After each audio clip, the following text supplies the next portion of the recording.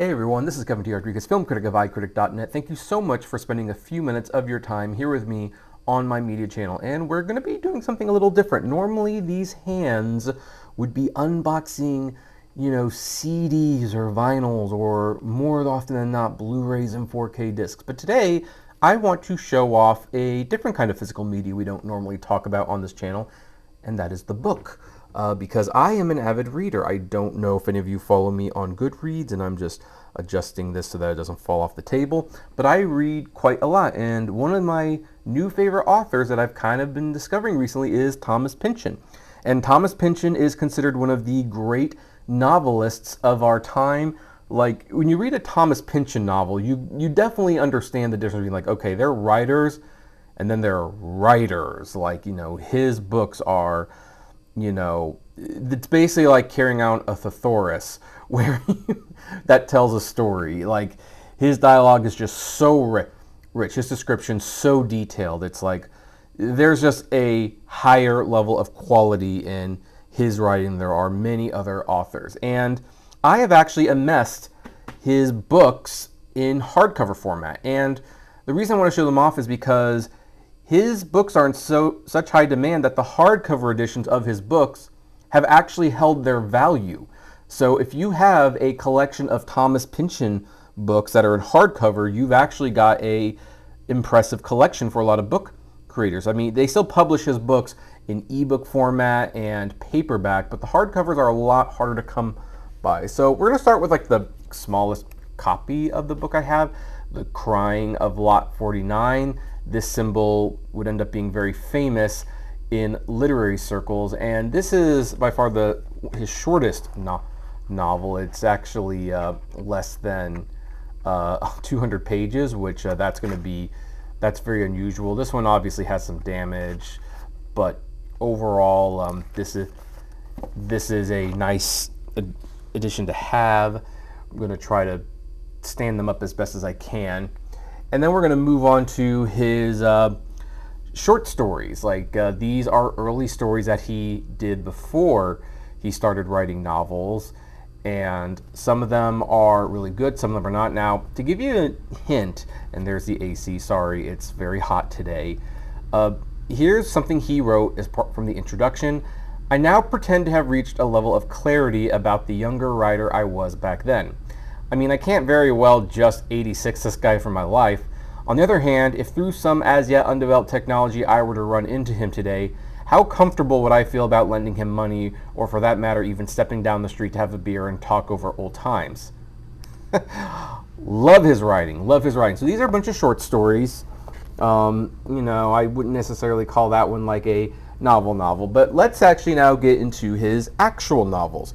His first one being V. I believe this was his first major novel. The only reason I showed this one first was because it was smaller. And I haven't read this one yet, but I'm definitely looking forward to it. I love the cover, the simplicity of it, and yet there's almost a bold statement there. We have some praise. This is not a first edition. First editions of V go for a lot of money. And then we have Vineland. I love this photo of the forest basically in ruin. The back is a blank. It's not giving away a lot of its cards early on. And the funny thing is, when you read the description, it kind of seems a little scattershot.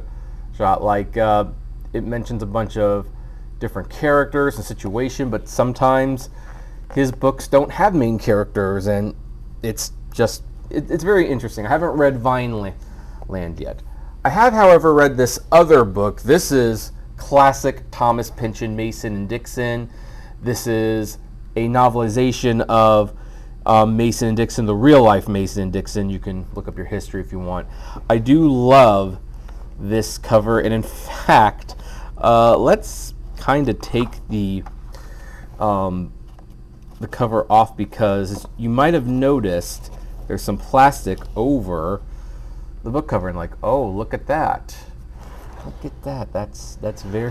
Isn't that very cool? Now, sometimes there will be, and I probably should have done this for all the books. I love the TP there. That would look classic on the shelf. let's in fact go back to the older books and kind of see if there's anything under the book covers that would be noteworthy. I'd be a little surprised, but then you never know. Thomas Pynchon really puts a lot of effort. So that's an LB. The funny thing is, like, some of these books look really classy when you take the covers off. I had a friend who took the covers off, and I always chided him for it, but maybe there's something to that. I don't know. Now there's a seal down there, but otherwise, I do love how that V looks. We won't worry about the smaller books. Those probably won't have much of anything. I'm trying to be careful. I don't want to ruin the condition of these books. Anyway, Mason and Dixon, that's a tough read, and it helps if you're a bit of a history buff for like the founding fathers and things like that, but it's a very good book. Now this next one, I admit I haven't read, but I'm looking forward to it. Against the Day, Thomas Pynchon.